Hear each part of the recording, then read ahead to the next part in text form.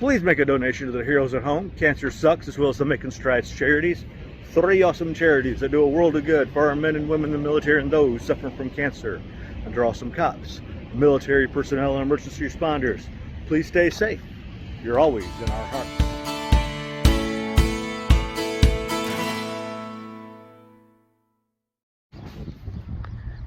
Hey folks and fans, let's proceed this little quandary. What if all these conversations we've been having with ourselves, random debates, arguments, etc., with just ourselves,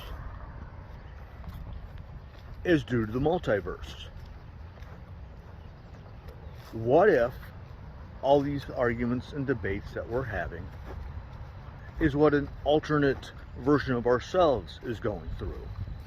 Granted, we can't perceive the person who we're debating with. Think about that for a second. We can't perceive the individual that we're debating everything with, but nonetheless we're perceiving the conversation. So we're getting angry. We're doing the agreeing, the disagreeing, reacting, in other words,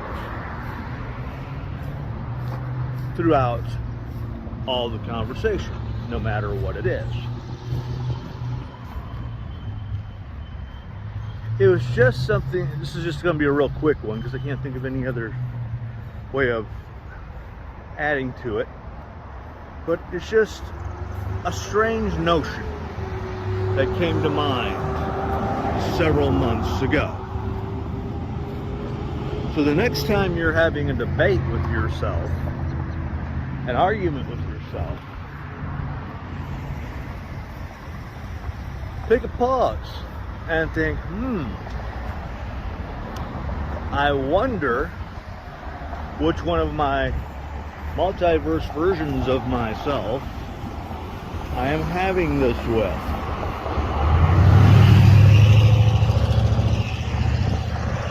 This is your blind dyslexic child. Hey folks and fans, blind dyslexic here. I was getting something at Ziggy's. Great little place. And I found a little spot on my arm. And you know how we all do. It's like, let's see, I've got a choice. I can pick it and let it heal, or I can make it resemble an exit wound. Exit wound it is. But nonetheless, no, I started thinking about this about a few years ago. I think one of the reasons, I think unconsciously when we go to pick something, my theory, I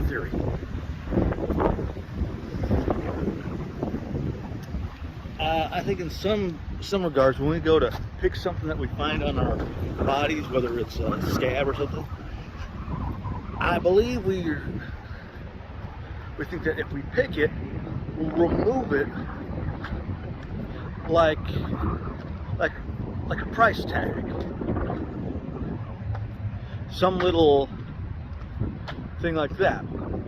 And then it's like, oh damn, I left myself a scar. I know it sounds stupid and all, but that's the only thing I can think of, is that I think it's kind of funny that it doesn't matter what it is, it's like scratch, scratch, scratch, scratch, scratch, scratch, scratch, scratch, scratch, scratch, scratch, scratch. Damn it, not the winning numbers.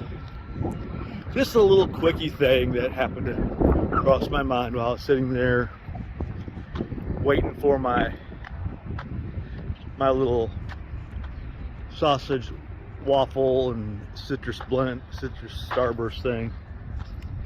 And if you got yourself a Ziggy's or something similar, ooh, I can definitely say those things are quite good. But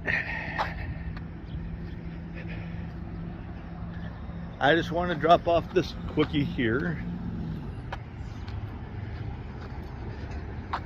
And even though I'm too far away, I'm also under the belief we've got a, I don't know if you got a place like places that standalone buildings. I'm not talking about like in shopping centers and strip malls like that. I'm talking just a standalone building. I'm just of the belief once everything's been resolved, if there's nothing within the building in the first 6 months, then the owner should drop the price. If there's still nothing in it within the following 6 to 7 months, then the place should be torn down. Granted, there should be pictures of what it looked like when it was standing. And I don't know if they do this now, but here's a little idea if you're in the retail business.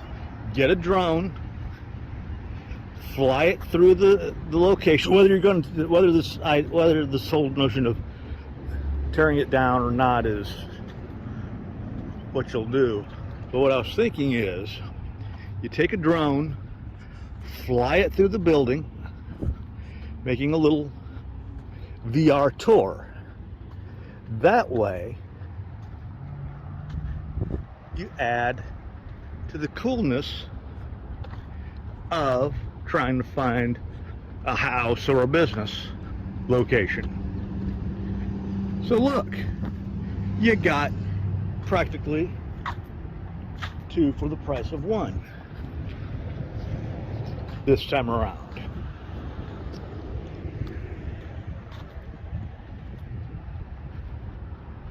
This is your blind dyslexic.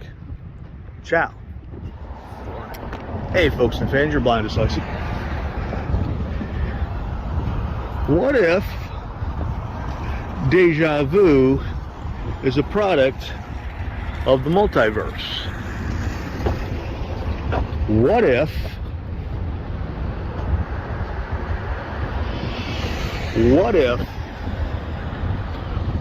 it's bleed through in some way, shape, and form? Think about it for a moment. And I'll get you, and I had a very strong case, and I'm going to tell you the story here in just a moment. But now, this theory of mine came to me several years ago, to the point that a unique diagram formed in my head.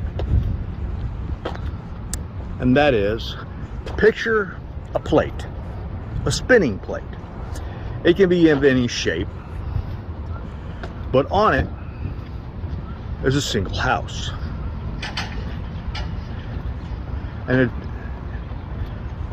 on it as well is the tower of a lighthouse. And you know, the beaming light.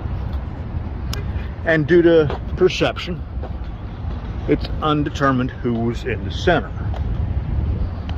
But nonetheless, these two structures are spinning around, is not only on that spinning plate, but is traversing a spirograph path.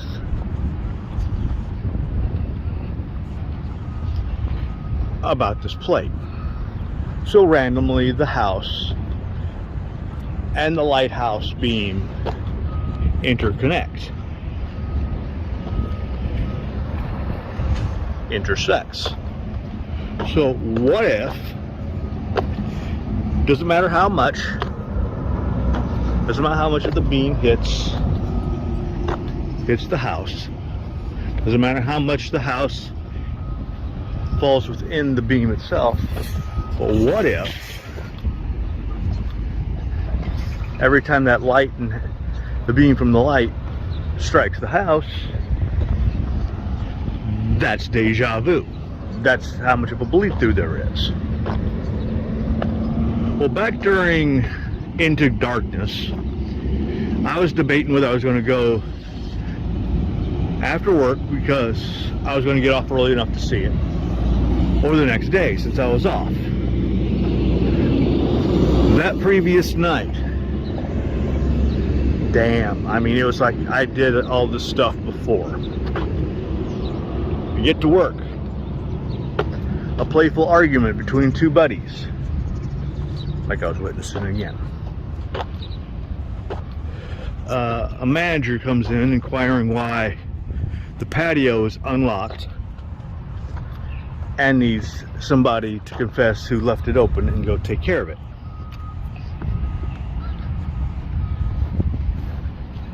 Well, comes time to go see the movie. Everything within that movie from beginning to end is like I'm seeing it for a second time, like I've seen it before. And I know a lot of you are probably going to say, well, you probably saw interviews on talk shows and late night. I've gotten away from watching the late night talk shows and seeing the whole things from Entertainment Tonight and Access Hollywood due to the whole Tiger Woods, Julia Roberts, James Dean, not James, who was she married to? Her ex. Sort of garbage of, let's spin the wheel of trollops and see who we cover this portion of the show. And then when it comes time for the actual storyline that you want to hear, we're just going to have it set up to where you could have missed it and learned the same. That type of thing. But no, it was like from beginning to end.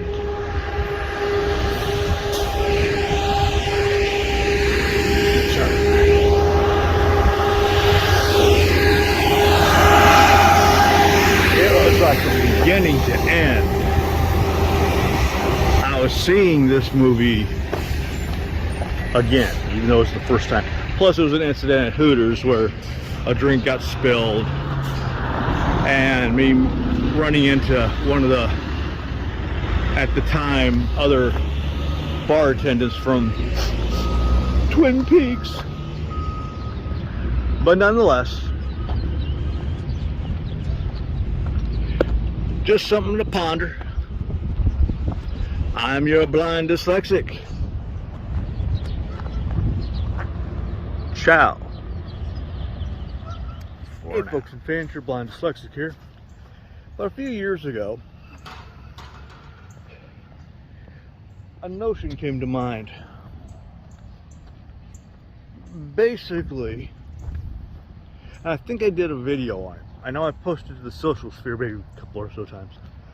But nonetheless, it was, what if the Great Flood, the Great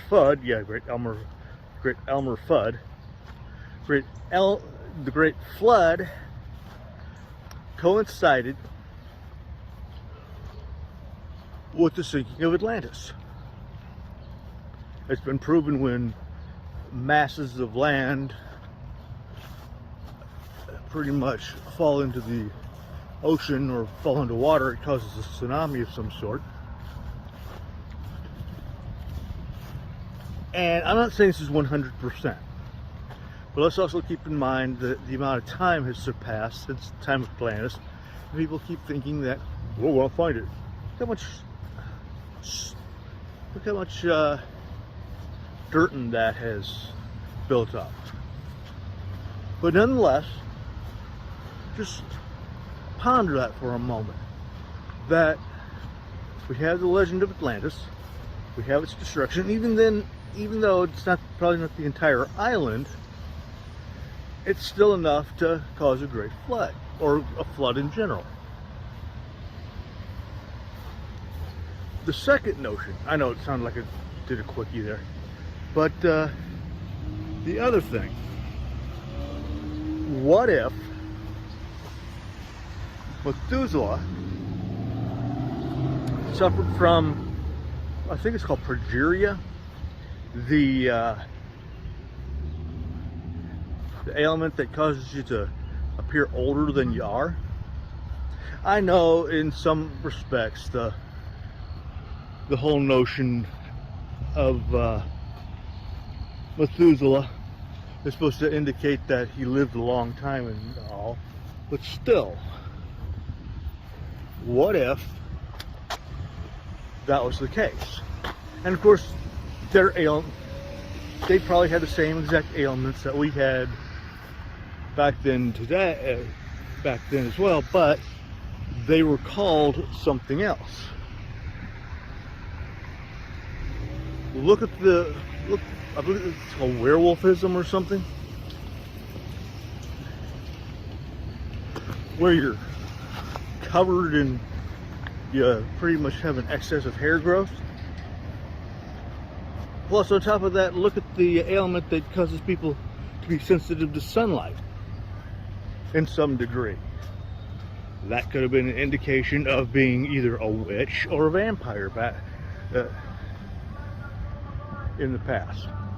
So if those two things could have existed, but by another name, that could mean progeria could have also existed.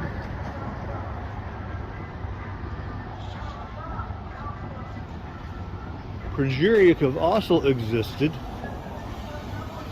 and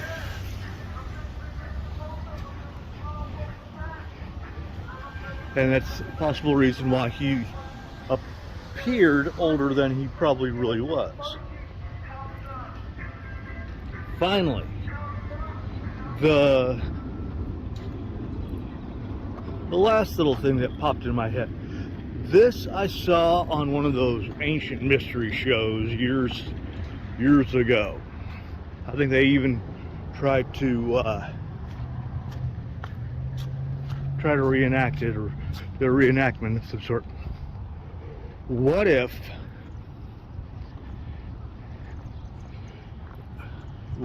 the Shroud of Turin was damaged far beyond than what we were led to believe? Because there's always this tale that the Shroud of Turin had been burned, had been not thoroughly destroyed, but at least damaged. And back then, with the people's faith and all, they would have thought, well, if the Shroud of Turin was destroyed, then their faith would have been destroyed. So the monks or priests or whoever had a hold of it used the techniques of the time to recreate the shroud. Since they've been around it enough times, they could possibly do it just right. I'm saying, I know this was figured out sometime afterwards. There was sometime about how the age of the shroud doesn't match up with what how long ago it's supposed to have happened. But just another one of those little moments. If you got any other ideas, pop them there in the doobly-doo. But either way, I'm your blind dyslexic. Ciao for now. Been watching the TBD On Podcast with your host, the blind dyslexic. Please subscribe and leave a comment. Thank you. Ciao.